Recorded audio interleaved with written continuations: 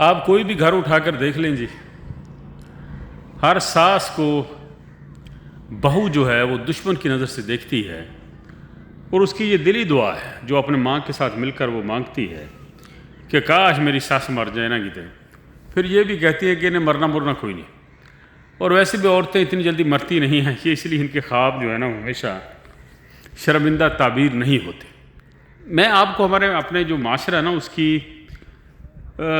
नहूसत बता रहा हूँ।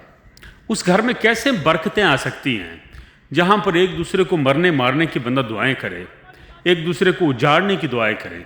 अब जो सास है वो अपनी बेटी के साथ मिलकर ये दुआएं करती है कि अल्लाह करे मेरा बेटा मेरे इस बहू को छोड़ दे, या ये मर जाए, या मेरा बेटा ही इसको जान से मार दे। और कई जगहों पर तो ये कामयाब भी हो जाते हैं।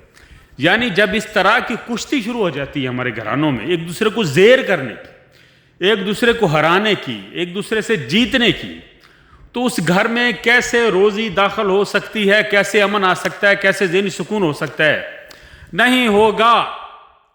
ना ही सस ने मरना, ठीक है ना ही ताड़ी बहू ने ताड़ी जान छड्डनी। हाँ तुसीं मिल के उन्हें जानो मार दो, उत्ते कोई इल्ज़ाम ला दिओ, पुत्तर दे कन्न पाड़ दिओ, पुत्तर को साडा कहना नहीं मानदी, इस किस्म की बातें करके नाल अपनियां धियां मलाला, नाल गवांढियां दी बुढ़ी नाल डराला, कोई चाह चुपड़ा के। इस तरह तो आपका बेटा उसको छोड़ सकता है, शायद कोई ऐसा हल हो जाए। लेकिन वो जो आपके घर में आ गई, आप उसको ब्याह कर लाए, 100 बंदे ऐसी लैके जाने नाल 100-200 बंदों की बारात से, तो आप उसको इस तरह कैसे छोड़ सकते हैं? इसका हल पता क्या, मैं आप लोगों को बताता हूँ। हम सब एक जैसे हैं, हमारी एक जैसी आते हैं, हम सब मतलबी हैं, मफाद परस्त हैं, खुद गर्ज हैं, सब जो हम सब वो चाहते हैं जो हमको पसंद है।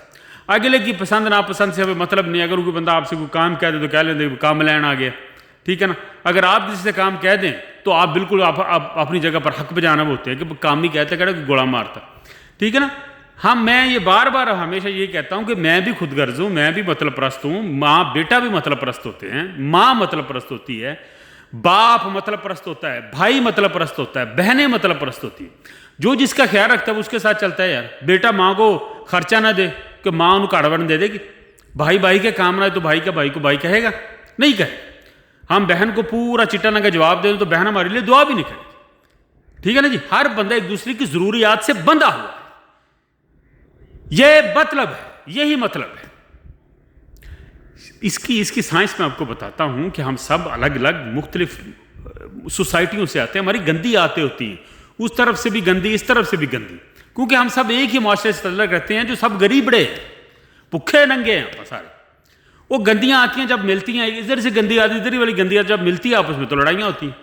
इसका हल ये होता है कि आप एक दूसरे को बर्दाश्त करें, कंप्रोमाइज़ करें, बात को रखना सीखें, बात को दबाना सीखें, चल हाउ कहना सीखें।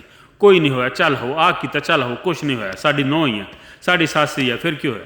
जब तक हम इस किस्म की पॉलिसी नहीं ना अपनाएंगे, हम नफसियाती भी होते जाएंगे, मार भी खाते जाएंगे, ठीक है ना। एक बहू आएगी उसको तलाक दिलवा देंगे, दूसरी लेके आएंगे उसको तलाक दिलवा देंगे, ठीक है ना। तो इसी तरह हम चलते रहे। एक सास मर गई, ठीक है ना, उसके ऊपर आकर उसकी बहन प्रधान बन जाएगी, ठीक है ना, कोई सोहरा बैठा होएगा, तो ये जंग खत्म नहीं होती। सास मर जाएगी तो आपकी बहू आ जाएगी सास की तरह की, ठीक है ना। आप जान नहीं छुड़ा सकते। जब तक हम कंप्रोमाइज नहीं करेंगे हम इस माशरे में सर्वाइव नहीं कर सकते। सास मरेगी, बहू आ जाएगी आपको चैलेंज देने के लिए। अच्छा होना पड़ेगा, चल हाउ की रवायत अपनानी होगी, उसके अलावा हम कोई चारा नहीं। सुकून का, मीठी नींद का, खुश रहने का कंप्रोमाइज ज़रूरी है। कल को आपका जो बेटा है ना वो ही आपके गले पड़ जाएगा, जैसे आपका तेरा सोहरा आजकल बनया हुआ, तेरा पुत्र ही तेरे खिलाफ हो जाना। तू उन्हें कहना माँ तो है ही गंदी, तू मेरी दादी ना भी इदा लड़ती होंगी, मेरी फलानी ना भी इदा लड़ती होंगी। जो चीज़ जिसमें ज़्यादा उसको पता होता है वो उसको कंट्रोल करे। बूढ़ी जो माएँ होती है ना, सास वगैरह अगर अच्छी है तो उसकी आदत कोई एक आध गंदी है तो उसको इग्नोर करो यार। तुम जवान हो, वो बूढ़ी है, तो जब तुम नहीं संवर सकती तो बूढ़ी कैसे संवरेगी। हाँ, तो लिहाजा दोस्तों अगर जिंदा रहना है, पॉजिटिव रहना है तो खुश रहो। ना तो सास मरने से खुशी आएगी, बहू आ जाएगी, ना ही बहू मरने से, बहू की तलाक से खुशी आएगी, क्योंकि एक और बहू आ जाएगी, ठीक है ना। आदतों को अपनाएं, एक दूसरे की गले लगाएं, बैठकर मशावरत से जो भी मामला था उसको हल करें। हाँ जी, इदा तो तुम लगे ही रहना एक दूसरे को बददुआवां देंदे, सस्सां सुसां नहीं मरदियां होंदियां दुआ में।